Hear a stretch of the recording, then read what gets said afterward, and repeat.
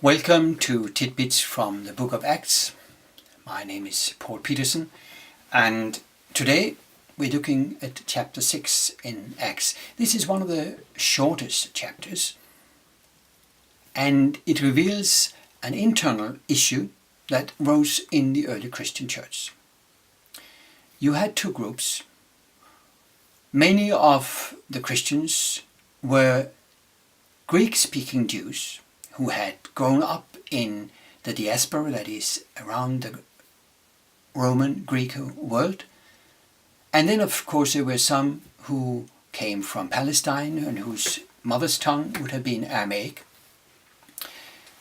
They most likely had different worships, and certainly they all had widows.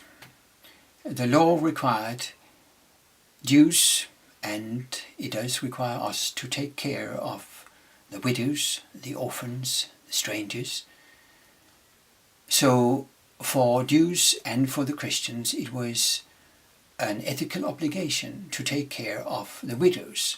Now, in this case, however, the widows from the Hellenistic background, that is, those who were Greek-speaking, they perceived that the other widows were treated better. It isn't said whether they actually were, but that is a perception, so there was a sense of discrimination. And that, of course, is a horrible thing for a church that had been raised on the basis of commonality, equality. We were all one. The Holy Spirit had been poured out on male and female, old and young, slave and free man. We were all one. God was the God of everyone. Jesus was the Lord of all people under heavens. And then suddenly you have inside the church an issue of discrimination. To solve that problem, the church was asked by the apostles to elect 7 men from among their midst that could take care of the administration. There are many misunderstandings in relation to these 7. They are often called deacons, but actually the Greek word diakonos is not used here. Later in history, we speak about deacons and deaconesses, and most Christian denominations have some kind of definition of what is implied in those terms. However, we should be very cautious not reading those modern or later definitions back into the Bible itself.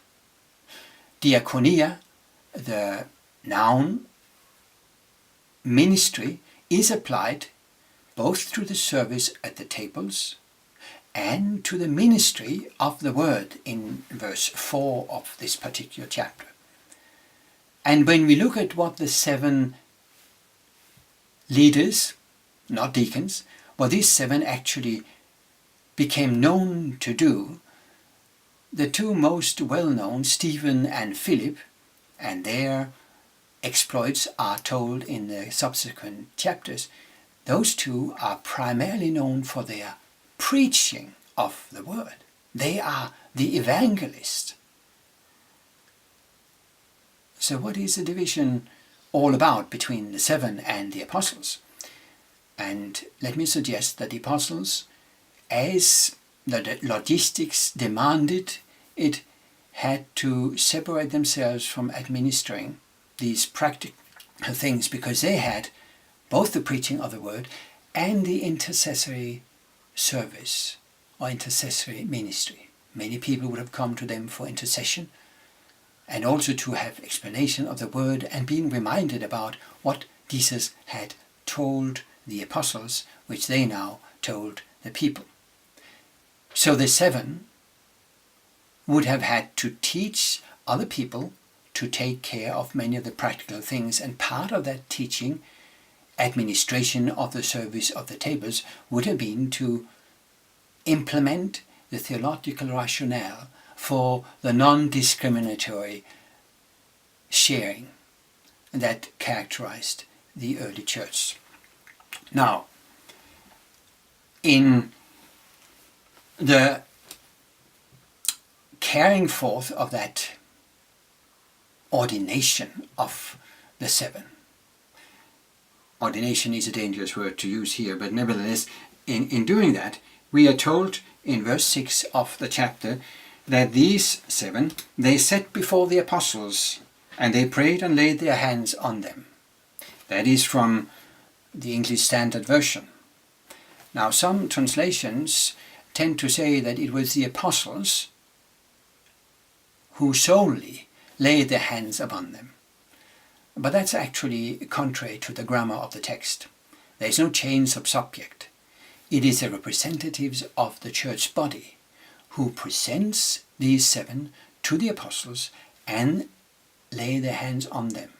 Most likely the apostles participated, but it is also the representatives of the church who ordain. That is, in this case, lay their hands upon them. Now, ordination later in history, of course, received many different types of definitions, and also here we should be cautious not to imposing those later understandings upon the biblical text.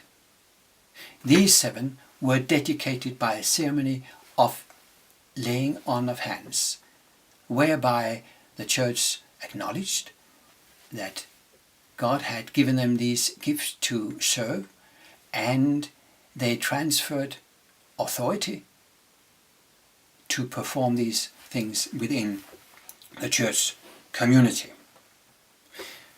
And the rest of the chapter is like the introduction to the great speech by Stephen, which follows in chapter 7. The introduction is a comparison between Stephen and Jesus. As the council decided to go